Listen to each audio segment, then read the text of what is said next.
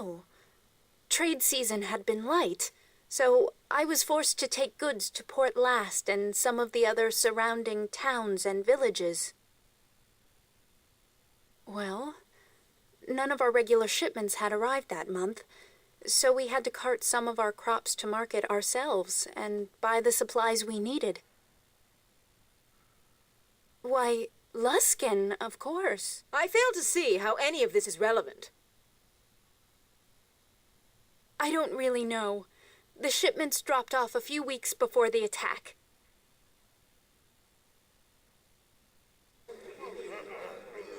I hadn't thought of that.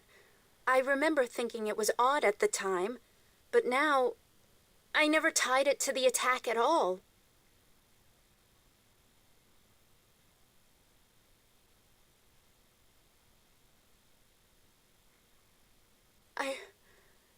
I am no longer certain.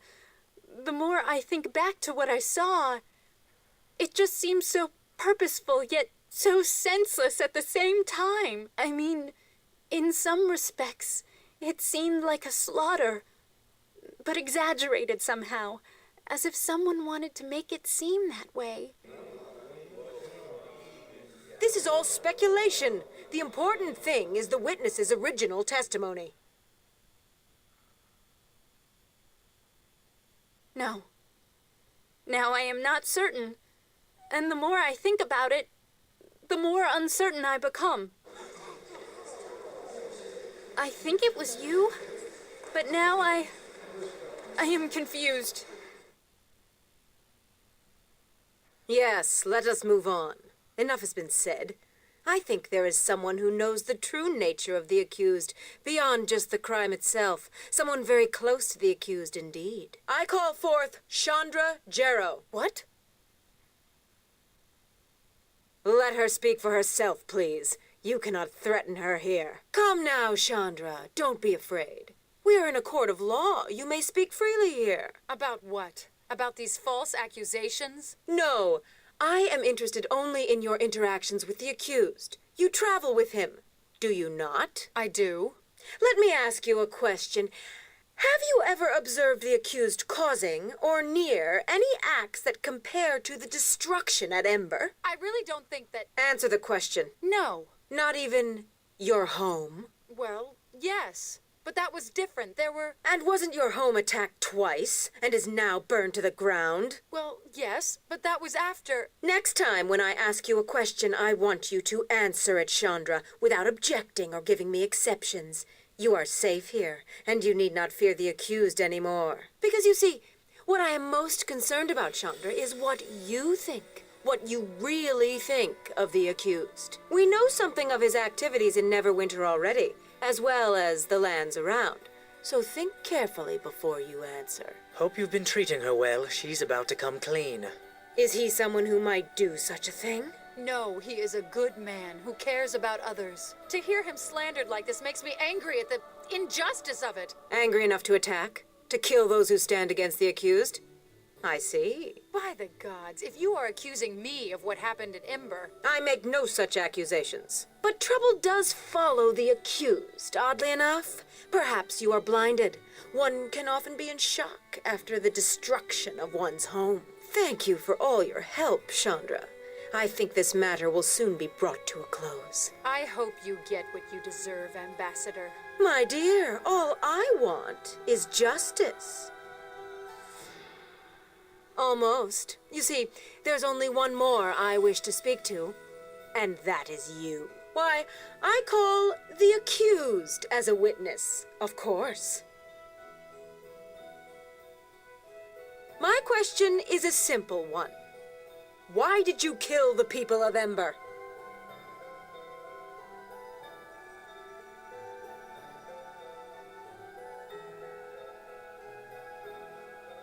We do not need a history lesson here. Ember is all that concerns us. We will allow it. Very well.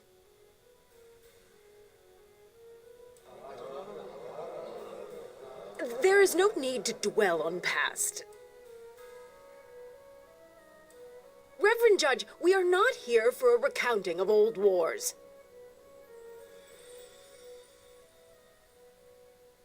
Indeed. And what dusty tome or witness shall you grasp for next in your defense? Please, amuse me with a name.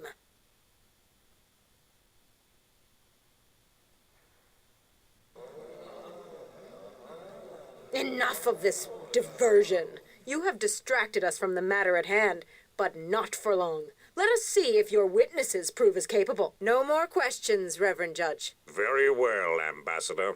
The accused may now present their witnesses. May I? I have a brief opening speech with some cutting barbs prepared, but if you'd rather be found innocent as quickly as possible...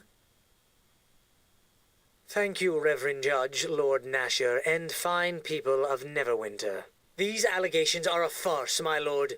I mean to show you the innocence of this man, a squire of Neverwinter, and the falsehood of the accusations against him. The evidence of the ambassador from Luskin is a transparent, ill-conceived ploy to destroy the life of one of Neverwinter's loyal servants. The accused has only been a squire for a short time, conveniently promoted after the massacre of the people of Ember. Perhaps as a reward? Ambassador, you have had your say.